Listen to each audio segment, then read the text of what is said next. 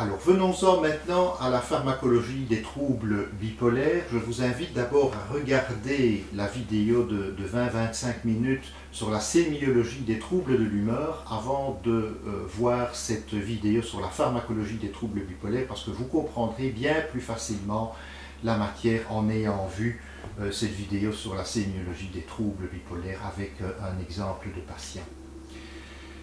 Pour le traitement des troubles bipolaires, il va d'abord falloir établir un diagnostic différentiel. Et vous avez vu dans la vidéo sur la sémiologie que ce n'est pas simple. On considère que parfois on rate le diagnostic d'une dizaine d'années. Si le patient commence à entrer dans la bipolarité par des épisodes dépressifs, on considère qu'il est déprimé, unipolaire, et puis c'est à la suite de petits signes qu'éventuellement on peut faire le diagnostic différentiel, on y viendra. S'il commence son histoire dans la bipolarité par un accès maniaque inaugural, évidemment c'est beaucoup plus facile, en général c'est assez clair avec la désinhibition, avec la thymie augmentée, les châteaux en Espagne, tout va bien Madame la Marquise, l'insomnie totale, tout ça c'est quand même beaucoup plus facile. Si on a exclu en urgence la prise de substances, je pense à la cocaïne qui peut donner des choses semblables, les amphétamines, l'ecstasy, le speed, etc. Si on a exclu ça, eh bien alors on est peut-être devant une entrée dans une bipolarité, surtout si c'est un sujet jeune, adolescentaire ou début de l'âge adulte, on est certainement plus près d'un trouble bipolaire. Un épisode dépressif majeur ne se traite pas chez un bipolaire comme chez un unipolaire. Et c'est pour ça qu'il va falloir établir le diagnostic différentiel, même s'il est difficile.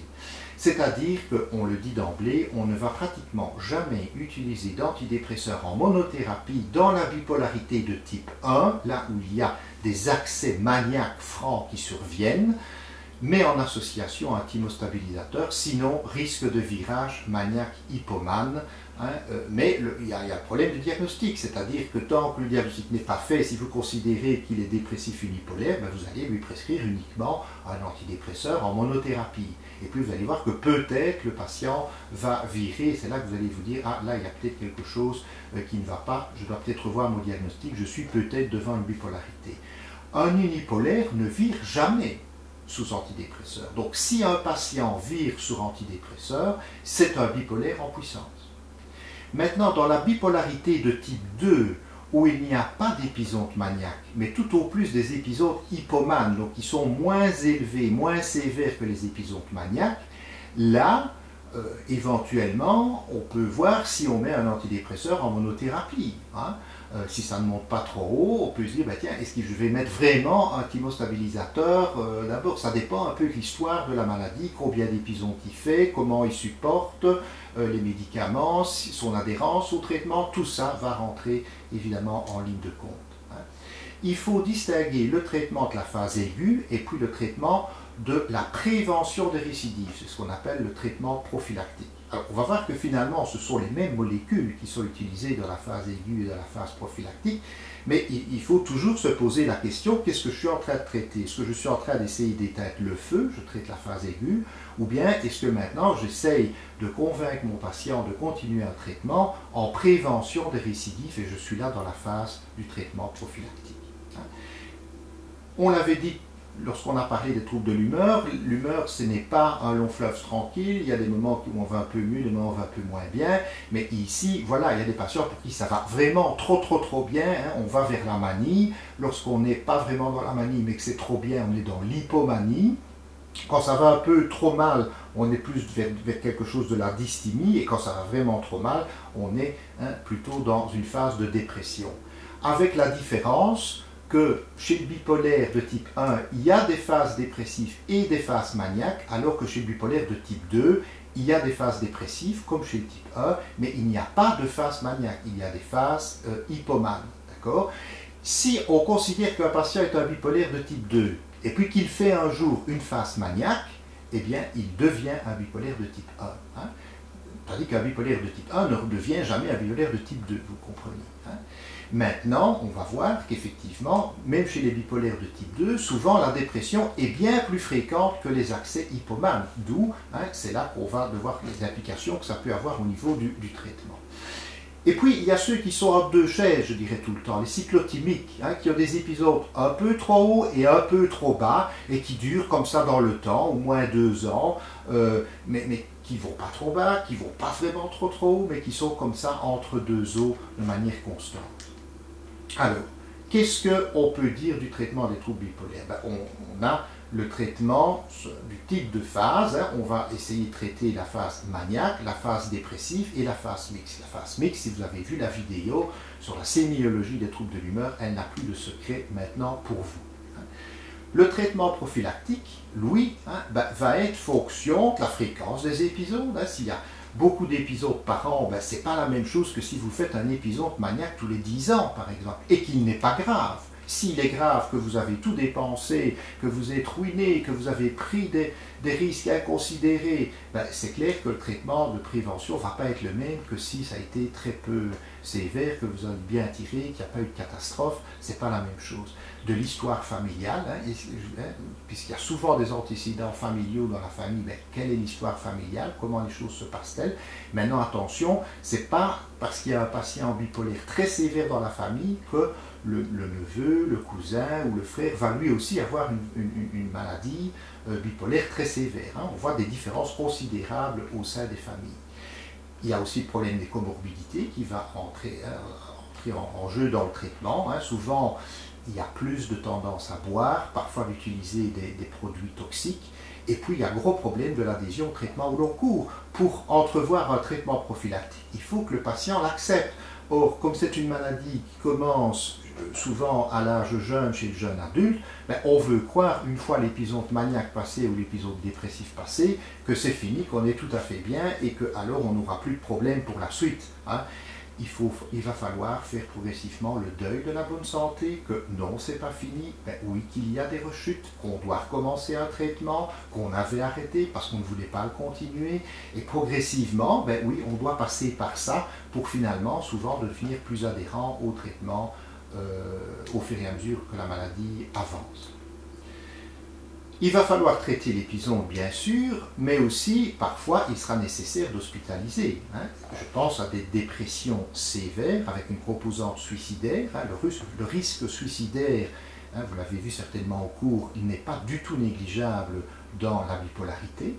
Donc, il est parfois nécessaire d'hospitaliser quand il y a des idées noires, ou parfois quand l'état maniaque est floride, que le patient n'est plus du tout sous contrôle, qu'il fait beaucoup de bêtises, qu'il fait des achats inconsidérés, qu'il est complètement délirant. Parfois, évidemment, il est nécessaire d'hospitaliser et parfois même d'envisager une hospitalisation sous contrainte dans le cadre de la loi de protection du malade mental, parce que parfois le patient n'est pas conscient de son état. Pour lui, quand il est maniaque, tout va bien, il est en pleine forme, il ne dort plus, tout va bien aller, il va s'en sortir, il vient d'acheter une Jaguar et il est au CPAS, mais il n'y a pas de problème, il arrivera à payer dans le futur, quand il aura un bon travail. Donc, voilà l'état d'esprit. Donc, parfois, quand, je vous rappelle, allez revoir la loi sur la protection des malades mentales, il y a une série de critères qu'il faut pouvoir remplir, qui est une maladie mentale, un conflit de couple n'est pas une maladie mentale, qui est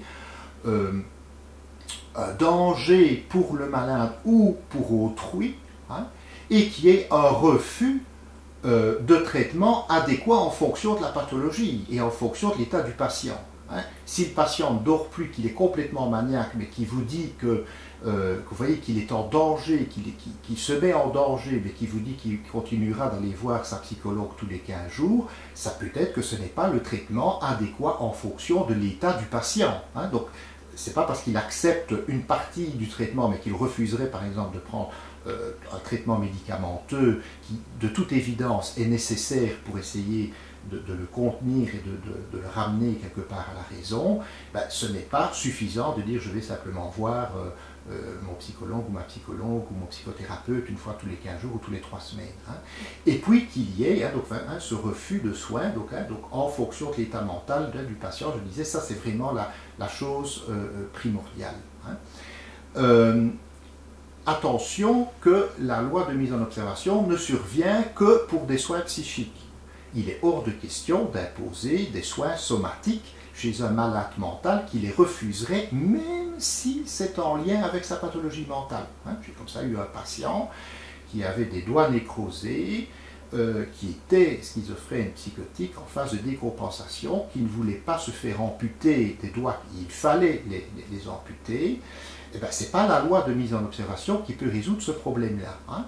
C'est le médecin somaticien, ici le chirurgien en l'occurrence, qui doit interpeller le procureur du roi en évoquant l'état de nécessité. C'est-à-dire, voilà, hein, monsieur le procureur du roi, j'ai un patient, il y a une gangrène au niveau des doigts, je dois l'amputer, sinon ça va évoluer vers la septicémie. Il refuse, il est complètement délirant, il estime que ses doigts vont pousser tout seuls, etc.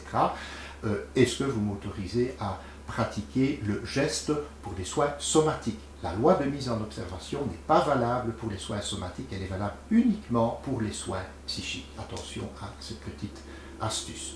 Il faut pouvoir estimer le risque de suicide, de ruine, de violence, etc.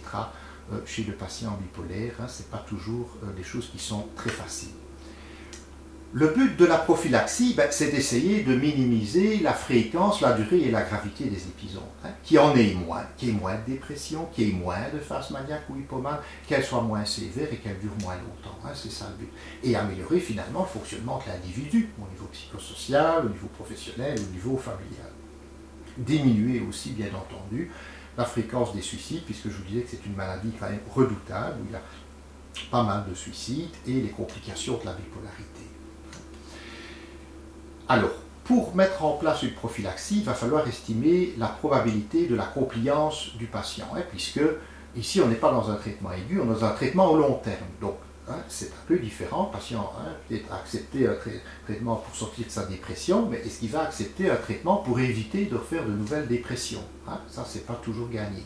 Apporter un soutien psychothérapeutique et instaurer une bonne alliance thérapeutique, c'est évidemment clé, hein, puisqu'on doit se positionner comme partenaire du patient, non pas pour lui imposer des choses. Hein, vous savez qu'on insiste beaucoup maintenant sur les decision sharing, hein, les décisions partagées entre le patient et le thérapeute. Parfois, il y a des traitements qu'on pense qui seraient peut-être meilleurs pour lui, mais s'il n'est pas prêt de l'accepter, on doit trouver peut-être une alternative. Ça doit se passer dans le cadre d'une alliance thérapeutique importante. Informer le patient, sa famille, l'entourage, ne pas sous-estimer aussi des apports positifs de la bipolarité. Par exemple, on est à peu près convaincu maintenant que la bipolarité peut amener aussi toute une série de manières divergentes de penser qui parfois sont en plus pour la société. Hein. Par exemple, il n'est pas du tout rare de voir des artistes qui ont une créativité particulièrement élaborée et qui ont des problèmes de type bipolarité, par exemple. Hein. Ils peuvent parfois prendre des risques de manière un peu plus accentuée que la population générale, mais parfois c'est au bien d'une créativité un peu accentuée. Hein. Dans le monde politique aussi, hein, Churchill par exemple était bipolaire et une belle émission d'Arte montrait bien que quand il a par exemple décidé d'aller attaquer l'Allemagne pour la première fois avant l'entrée en guerre des Alliés, il était seul et c'était quasiment kamikaze, c'était quasiment un acte fou de sa part. On peut se dire, ben, tiens, s'il n'était pas impulsif, s'il n'était pas bipolaire, s'il n'avait pas un problème finalement dans la gestion de son impulsivité, est-ce qu'il aurait agi de la même manière? Et ça a peut-être été un tournant décisif finalement dans la Deuxième Guerre mondiale. Donc vous voyez que ce sont des choses parfois aussi qu'il faut pouvoir dire et prendre en considération. Instaurer éventuellement un travail familial, conjugal ou social, hein, parce que c'est une maladie avec des retombées importantes, hein, non seulement sur l'individu, mais aussi sur son environnement plus ou moins élargi. Alors, si je résume, puisqu'ici on est dans un cours de pharmacologie, donc je dois parler des traitements et pas de la psychothérapie, des traitements médicamenteux, de la pharmacopée. On a pour la part la phase prophylactique, mais aussi pour traiter la phase maniaque aiguë et la phase dépressive aiguë, on a une série de médicaments. Hein. Contre la manie, ben, on a encore le lithium, hein, qui est un ancien médicament, un vieux médicament, mais qui reste tout à fait efficace avec des résultats vraiment intéressants. On va un peu en parler dans une minute. On a alors des antiépileptiques, par exemple, c'est essentiellement pour la manie, c'est la dépakine et le tegrétol, hein, mais vous voyez que ce n'est pas, par exemple, la lamotrigine. Alors que la lamotrigine, elle, va venir pour le traitement contre la dépression, contre la prophylaxie de la dépression, la lamotrigine, qui est un autre antiépileptique varié. Mais ce n'est pas du tout un traitement de la manie aiguë. Hein. Et puis on a les antipsychotiques, et là on peut dire pratiquement que tout marche, que ce soit les antipsychotiques typiques et atypiques, ils agissent contre la manie. Pour la dépression, ben, on reprend pratiquement les mêmes. Hein. On a les antiépileptiques, mais un peu différents. C'est surtout la lamotrigine, le lambipol, qui va être à l'avant-plan. Les antipsychotiques, ce ne seront pas les typiques, mais ce sera plus les atypiques. Et surtout un d'entre eux, qui est la quétiapine, le séroquel, qui a montré vraiment une efficacité dans la dépression bipolaire. Et puis, il y a un rôle certainement des antidépresseurs, mais en étant plus prudent, hein, je l'ai dit et je le redis, que dans la dépression unipolaire. Donc, jamais seul, hein, surtout s'il s'agit d'un bipolaire de type 1, en association avec un stabilisateur de l'humeur, et on y viendra, hein, ce que sont les stabilisateurs de l'humeur. Alors, précisons maintenant effectivement ces thymorégulateurs. Ben, dans ces stabilisateurs de l'humeur, le lithium, hein, que je venais de citer, est fort utilisé comme stabilisateur de l'humeur, donc dans la phase prophylactique. Hein. Le Maniprex, pour le moment, n'est plus disponible sur le marché, c'est le Camcolite qui est disponible actuellement. Les antiépileptiques, certainement, stabilisent l'humeur aussi, c'est pour ça qu'on les utilise en phase prophylactique, hein, la dépakine, le tegrétol et le lambipol, mais attention, lambipol contre la survenue de nouvelles phases dépressives, alors que les deux autres, surtout, contre la survenue de phases plus maniaques. Les antipsychotiques atypiques, hein, aussi, ont des fonctions finalement et des vertus un peu de stabiliser l'humeur. Hein, le séroquel, notamment, je disais qu'il y a plus d'études dans le domaine, ben, est fort utilisé pour essayer de stabiliser les patients bipolaires. Si on en vient maintenant, on va prendre un peu les molécules les unes après les autres. Le lithium, il y a des indications au lithium. Il y a des indications d'abord dans la phase aiguë. C'est un traitement qu'on peut donner, mais uniquement péros. Il n'y a pas de forme intramusculaire, il n'y a pas de forme intraveineuse ou autre de lithium. Ça se donne péros. C'est surtout efficace sur les manies aiguës. C'est moins efficace sur la dépression. Mais c'est quand même efficace sur la dépression. Mais c'est un peu plus efficace sur les manies aiguës. Mais le problème, c'est le délai d'action. Il est plus long que les antipsychotiques. Donc si c'est quelqu'un qui ne dort plus, qui est complètement maniaque, et que vous devez agir vite, ce n'est pas avec le lithium que vous allez arriver à calmer le jeu rapidement. Hein. Vous aurez peut-être intérêt à mettre un antipsychotique, hein, en première ligne, ou alors faire d'emblée déjà une combinaison, hein, lithium antipsychotique, et souvent même des benzodiazépines pour calmer, pour sédater, pour que le patient puisse redormir, sachant que lorsque vous commencez le lithium, lui n'agira pas vraiment de suite, ce sera plutôt les benzos et les antipsychotiques qui vont agir de suite et le lithium prendra un peu le relais. N'empêche que moi je n'aime pas commencer un traitement au lithium chez un patient qui commence dans la maladie, hein, que vous ne savez absolument pas s'il va adhérer au traitement prophylactique dans un deuxième temps avec le lithium, parce que, et on le reverra, on pense que si on met du lithium, le patient l'arrête, on en remet, on l'arrête, on le remet, on l'arrête, on diminue ses chances qu'il réponde bien au lithium par la suite. Donc je préfère garder la stratégie du lithium pour l'introduire au bon moment, quand j'ai une bonne alliance thérapeutique avec le patient, quand il est sorti de la phase aiguë et que je peux vraiment en discuter avec lui. Hein. Mais stricto sensu, ça peut être un traitement de la phase aiguë aussi. En prophylaxie, hein, oui, le lithium est fort utilisé en prévention de nouveaux épisodes, que ce soit chez les bipolaires type 1 ou aussi type 2. De nouveau, hein, un peu plus sur la prévention des phases maniaques que des phases dépressives, mais ça marche aussi, hein, sur la prévention de phases dépressives. Quand il y a des antécédents familiaux de bonne réponse au lithium, ça peut être un atout de se dire, tiens, voilà, c'est vrai, il y a une tante qui a traité au lithium parfaitement stabilisé. Ça peut parfois être un élément, certainement que la génétique, hein, de réponse passe par là, de se dire, tiens, plutôt mettre du lithium plutôt qu'un autre. Et aussi, et ça c'est pas du tout à négliger, ce qu'on voit dans la littérature, c'est que les tentatives de suicide et les suicides sont moins fréquents sous lithium. C'est le seul vraiment qui confirme ça, seule molécule qui confirme ça dans les études en double aveugle versus placebo. Et donc ça c'est quand même pas rien, puisque je disais que c'est une maladie quand même où le risque suicidaire n'est pas à négliger. Donc c'est vrai que si on peut le diminuer considérablement, eh bien c'est intéressant. Et c'est un peu paradoxal, parce que le lithium en soi est une molécule dangereuse.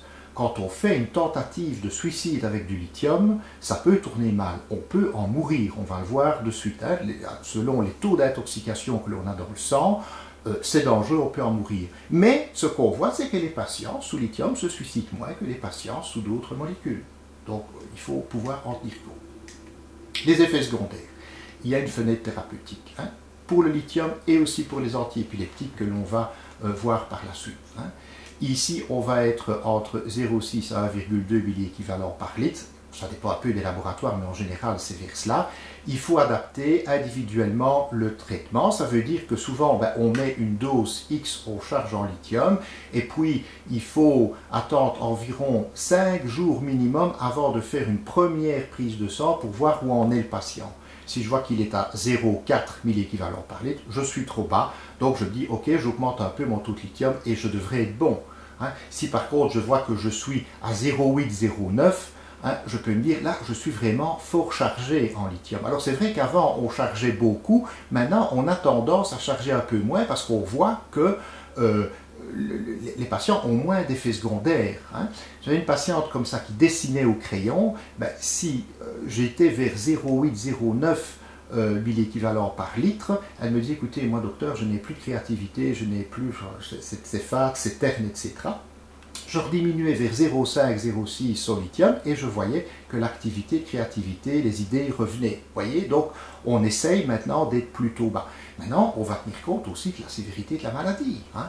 Si c'est un patient qui fait des très gros accès maniaques et fréquents, vous allez peut-être garder une sécurité suffisante d'être autour de 0,7, 0,8 que d'être autour de 0,5. Donc, de nouveau, on va individualiser le traitement en fonction de la pathologie du patient.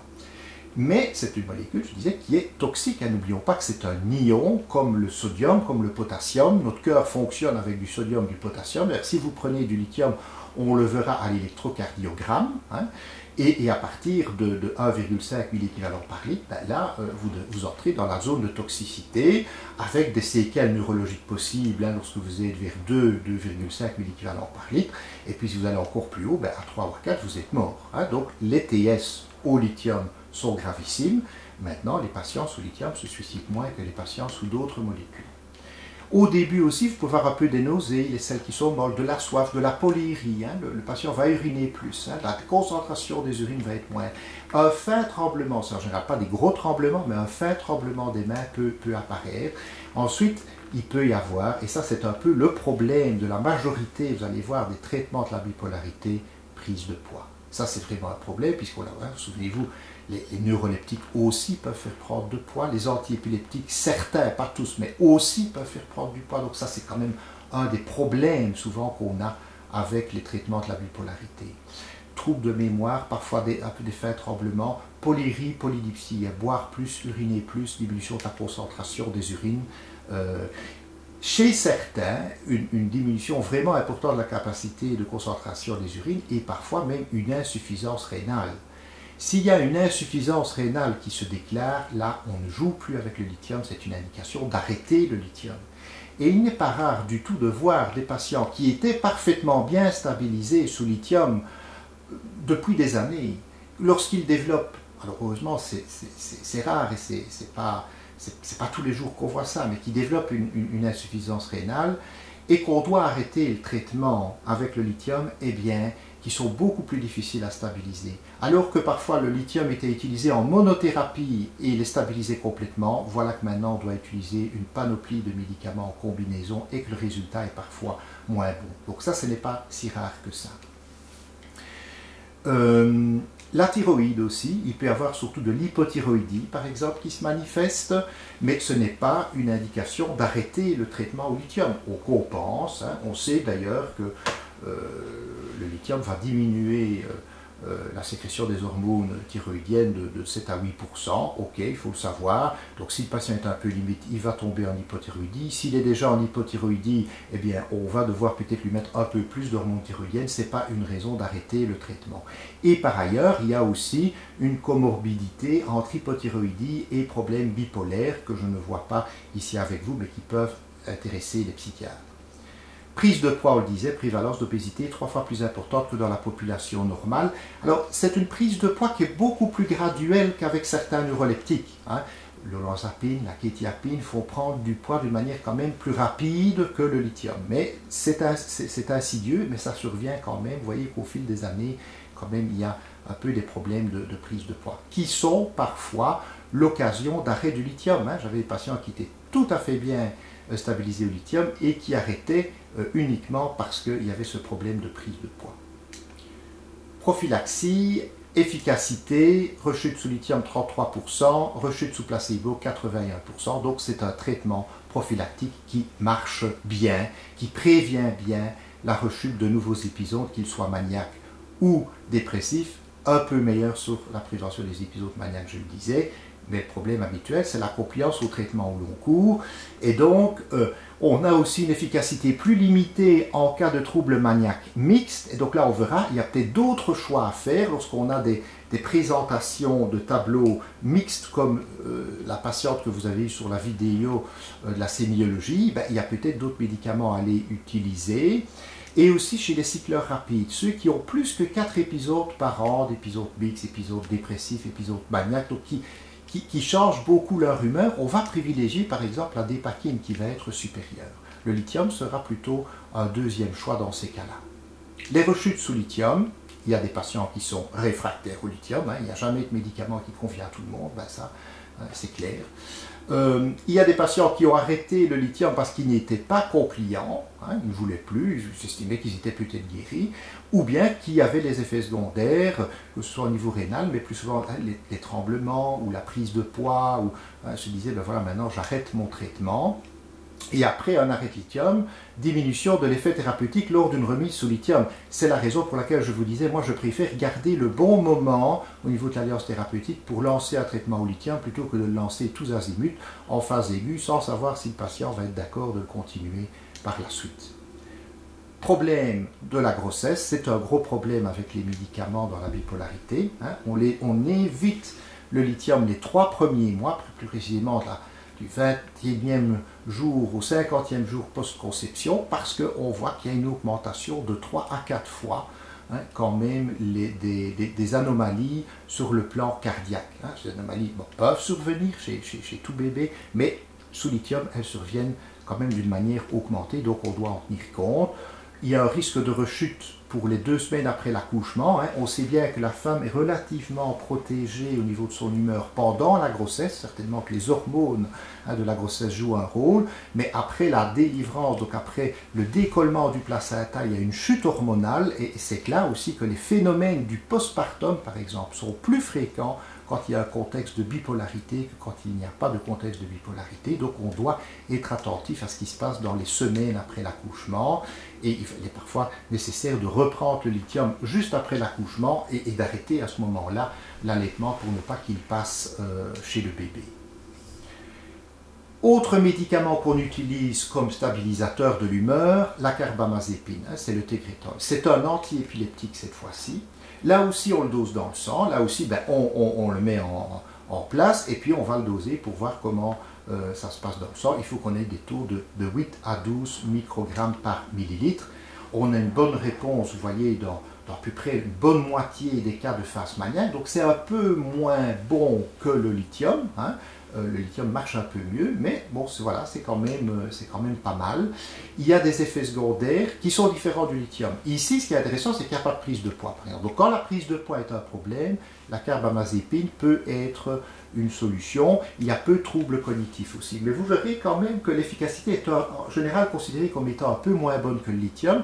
Et dans les fameuses recommandations, les fameux guidelines des psychiatres, souvent, le Tegretol apparaît plus souvent en deuxième ligne qu'en première ligne, certainement. Les indications, ben voilà, c'est plus les états mixtes et des tableaux plus atypiques, hein, plus schizoaffectifs. On est un peu entre deux chaises, hein, entre la schizophrénie et les troubles bipolaires, où il y a plus proposants délirantes, des tableaux plus psychotiques avec des phénomènes hallucinatoires. Et bien là, on va peut-être plus penser au tegrétol que, par exemple, au lithium. Et forcément, chez les non-répondeurs au lithium, on essaye alors d'autres choses, comme par exemple le tegrétol. Ces effets secondaires sont un peu différents. Ici, c'est plus attention au foie et non pas au rein. Hein. Donc, le lithium, pensez au rein.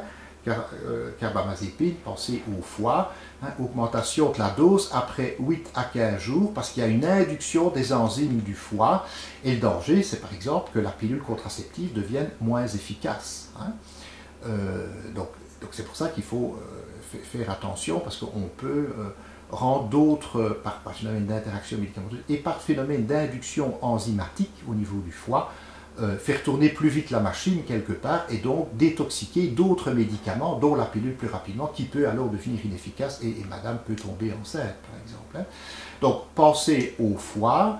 Au niveau hématologique aussi, hein, notamment la granulocytose, hein, qui peut nécessiter d'être surveillée par une prise de sang quand même au moins 2 fois par an lorsqu'on a stabilisé le traitement, lorsqu'un patient continue avec la même dose, mais 2 fois par an, il est quand même de bon ton de faire une prise de sang pour voir effectivement comment au niveau des plaquettes, au niveau des globules blancs, les choses se passent au niveau du foie.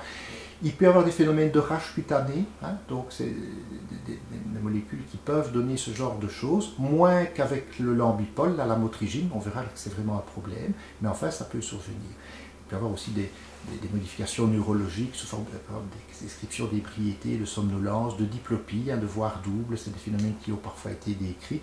L'intérêt, je le disais, c'est pas qu'il n'y a pas de prise de poids, mais aussi c'est une molécule qui est à éviter en cas de grossesse. Je disais heureusement que souvent la nature est bien faite, la femme est souvent protégée pendant la grossesse, mais les choses deviennent plus compliquées après. L'interaction, ben, c'est l'alcool et les autres psychotropes, notamment de par l'induction enzymatique. Autre antiépileptique, la dépakine, le valproate. Là aussi, on le dose dans le sang, donc là, ça va être entre 50 microgrammes par décilitre et 100 microgrammes par décilitre qu'il va falloir obtenir pour être dans le seuil thérapeutique, hein, d'activité de la molécule, comme prévention d'autres épisodes. Les effets secondaires sont aussi un peu différents du lithium.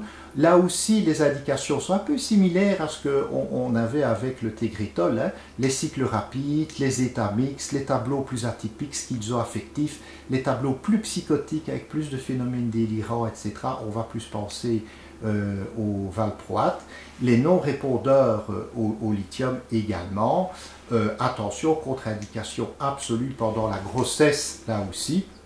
Et là aussi, on va avoir un profil plus axé sur le foie, voire la pancréatite, que sur les reins. Hein, donc plus hépatite, pancréatite, dans les dangers, dans les effets secondaires potentiels. Et hématologique également, d'où la prise de sang 2 fois par an, quand c'est bien stabilisé, c'est vraiment nécessaire. La prise de poids est un problème ici, elle ne l'était pas avec le tegrétol, elle l'est ici de nouveau avec la dépakine, un peu comme avec le lithium.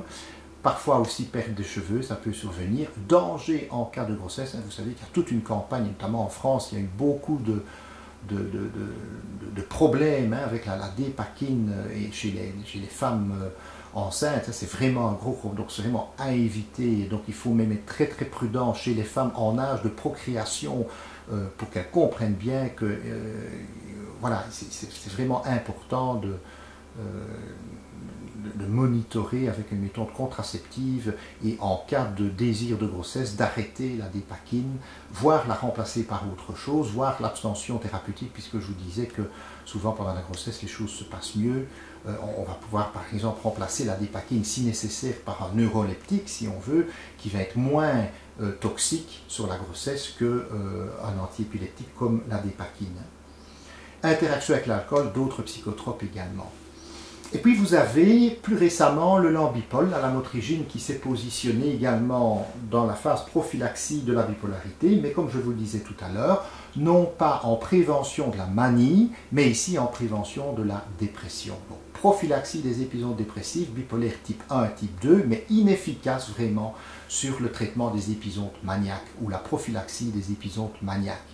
Et donc ça c'est très important, hein, parce que, et encore il y a peu, j'ai une patiente qui a dû être hospitalisée, qui était traitée par son psychiatre ambulatoire avec de l'alamotrigine et avec du lithium. Et puis cette patiente commence une insuffisance rénale suite au lithium, et son psychiatre dit ben, ok, je vais arrêter le lithium, de toute façon ce n'est pas grave, hein, j'ai encore la lamotrigine comme stabilisateur de l'humeur, tout ira bien. Ben, évidemment que nenni, ça ne marche pas, ça ne va pas, et cette patiente a dû être hospitalisée avec une phase maniaque complètement floride. Le lambipol ne la protégeait pas d'une résurgence maniaque. Donc ce sont des choses que l'on voit si on ne fait pas attention, si on ne le connaît pas, on fait des erreurs. Hein.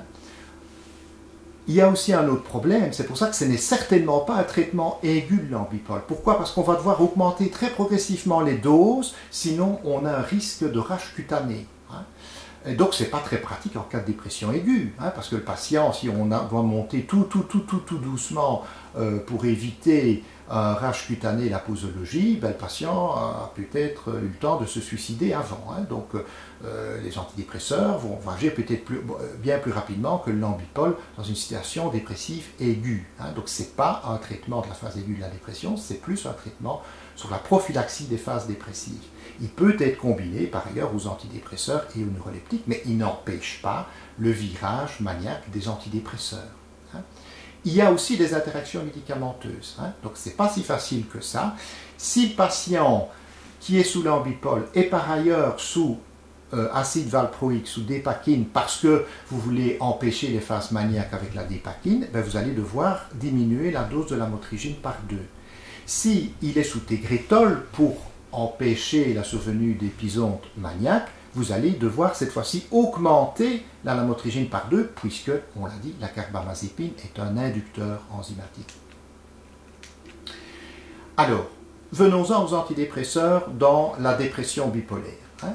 Donc, on a dit, les patients bipolaires passent plus de temps en dépression qu'en manie, hypomanie. Hein. Donc ça, c'est absolument clé, parce que c'est souvent les épisodes maniaques et hypomanes qui sont les plus florides et qui attirent le plus l'attention, mais nos patients passent plus de temps en dépression qu'en manie ou en hypomanie.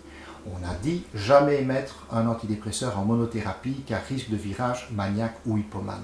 On pourrait presque dire qu'à partir du moment où on a fait le diagnostic de bipolarité de type 1 chez un patient, lorsqu'il fait une phase dépressive, le mettre en monothérapie avec un antidépresseur n'est pas loin d'une faute thérapeutique. Hein. Je pense que nous ne sommes pas aux États-Unis, mais qu'on serait aux États-Unis, le patient se ferait un virage maniaque et prendrait des risques ou ferait des problèmes en phase maniaque, on pourrait tout à fait se retourner sur le médecin en disant qu'il n'a pas suivi les recommandations internationales et qu'il s'agit d'une erreur médicale. Dans les bipolarités de type 2, je dis qu'on peut être déjà un peu plus circonspect, c'est un peu plus difficile à trancher. Attention que le virage, parfois maniaque ou hypomane, peut être discret sous antidépresseur. Hein. Je me souviens d'un patient qui était considéré comme dépressif unipolaire. Il vient la première fois à ma consultation et puis je vois qu'il va vraiment très mal. Vous allez voir toute la symptomatologie que je reconnaissais chez lui. Et j'étais à la recherche de voir s'il n'avait pas, sous S-citalopram 10 mg qu'il avait reçu un essai série de son médecin traitant 6 mois auparavant pour traiter sa dépression, j'essayais de voir s'il n'avait pas fait un virage hypomane. Et donc je lui dis, est-ce que vous n'avez pas pété les plombs, n'avez pas pris des risques? Non. Il me dit, mais... Et je dis, tiens, quand vous étiez là sous l'antidépresseur, est-ce que quand même vous n'étiez pas un peu plus désinhibé? Est-ce que vous n'avez pas pris plus de risques? Alors chez un jeune, les risques que l'on prend, ben, c'est souvent au niveau sexuel, c'est souvent au niveau financier. Hein. Et alors il me dit, ben, docteur, vous avez raison, hein, j'ai fait une mission là, et là, effectivement, j'ai fait quelque chose que je ne pouvais pas, et mon superviseur m'a rappelé un peu à l'ordre. Maintenant que vous le dites, effectivement, j'étais un peu désinhibé. Hein. Donc parfois c'est discret et ça peut être un élément de diagnostic intéressant. Donc toujours en association avec un stabilisateur de l'humeur. La résistance de la dépression aux antidépresseurs, elle est plus fréquente que dans la dépression unipolaire. Et c'est d'ailleurs un argument diagnostique. Hein. Parfois, traiter une dépression avec des antidépresseurs et que ça ne marche pas, on doit se dire, est-ce qu'il n'y a pas non plus un contexte de bipolarité qui peut expliquer ça? Et alors, on préfère, vous l'aurez compris, commencer avec des antidépresseurs à simple action plutôt que d'aller de suite vers des antidépresseurs à multiple action réceptologique, pour éviter le virage. Hein. Au plus vous tapez fort, au plus on risque un virage. Maintenant, évidemment, si le patient est avec du lithium, avec de la dépakine, avec du tegretol, on évitera le virage maniaque, ou avec des neuroleptiques. Mais c'est clair qu'on va privilégier les SSRI au SNRI et au tricyclique certainement dans un premier temps. Ça ne veut pas dire qu'on n'ira jamais vers un SNRI. Hein. J'ai des patients bipolaires qui sont évidemment sous venlafaxine et parfois même à forte dose, mais avec un thymostabilisateur pour empêcher le virage maniaque. Alors, quels sont les indices de dépression bipolaire? Je les rappelle, hein, on les a vus dans la vidéo sur la sémiologie, mais les antécédents familiaux et personnels plus fréquents, la suicidalité, un contexte de bipolarité dans la famille, tout ça doit nous faire penser. Récurrence, rien que la récurrence plus fréquente des épisodes dépressifs est déjà un élément qui doit attirer notre attention. Des patients qui font des épisodes dépressifs à répétition sans raison, hein, où on ne voit pas d'événement de vie vraiment à l'origine, on a dit ça c'est bizarre. Hein. Résistance aux antidépresseurs avec des épisodes plus brusques, voire saisonniers, doit de nouveau attirer notre attention. Rechute positive d'épisodes hypomanes non reconnus in illo tempore.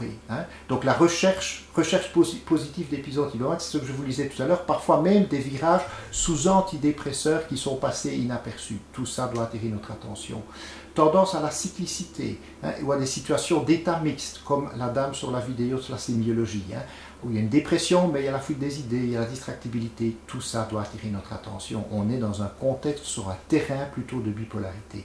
Des dépressions avec de l'hypersomnie, le corps pesant, sensation de trou noir, la paralysie de plomb, hein, souvent l'hypersomnie, hein, donc hyperphagie, hypersomnie, doit vraiment attirer notre attention vers la bipolarité. Fréquence de dépression bipolaire, elles sont sous-diagnostiquées parce qu'elles sont souvent considérées comme étant unipolaires jusqu'à preuve du contraire. Hein. Et souvent sévères, plus que la moitié des dépressions mélancoliques sont des dépressions bipolaires, avec des récurrences et des comorbidités plus fréquentes. Le traitement, il est différencié par rapport aux dépressions unipolaires, hein, donc il faut parfois même éviter les antidépresseurs, c'est pour ça qu'il faut bien diagnostiquer ces entités de dépression bipolaire. Voici, redit un peu d'une autre façon, la manière de penser à une dépression bipolaire. Quand est-ce qu'on va y penser? Si on a plus que 5 signes suivants. Hein. L'hypersomnie, l'hyperphagie, prise de poids, hein. La paralysie de plomb, hein, vraiment atypique. Le retard psychomoteur important, des traits psychotiques ou une culpabilité pathologique, presque un délire de ruine. Hein. Forcément, quand il y a une instabilité de l'humeur ou des symptômes maniaques ou hypomanes, mais aussi le décours de la maladie. Commencer tôt à faire sa première dépression avant 25 ans, sans raison, sans événement déclenchant, ou de multiples épisodes de dépression, plus que 5, tout ça doit nous faire penser plutôt à un contexte de bipolarité, et puis a fortiori quand il y a une histoire familiale positive. Donc voilà, c'est comme ça qu'on peut mettre un traitement et sauver des vies parfois. La réponse à l'antidépresseur doit aussi nous aiguiller. On disait le patient qui ne répond pas initialement à l'antidépresseur. Vous voyez que c'est quand même un tiers des patients, je vous l'avais dit, qui ne répondent pas à l'antidépresseur au premier qu'on instaure dans la dépression unipolaire, mais c'est la moitié des cas dans la dépression bipolaire. Le patient y répond, mais finalement il perd sa réponse. Hein. Je me souviens d'un patient chez qui le médecin traitant avait mis un citalopram 10 mg, il avait répondu, et puis un peu après il ne répondait plus, et il m'avait envoyé en disant « Docteur, qu'est-ce que je peux faire ?» Et en fait, quand on fait l'anamnèse, on voyait que c'était un patient bipolaire, avec la checklist de tout à l'heure. Et puis, forcément, dès qu'on présente un épisode maniaque sur switch d'antidépresseurs, donc le patient, il était déprimé, on met un antidépresseur, il devient maniaque, ça signe la bipolarité, ça ne se voit jamais, bien entendu, du côté de l'unipolarité. Donc, c'est qu'on est sur un terrain qui est bipolaire. Voilà, je vous remercie pour votre attention.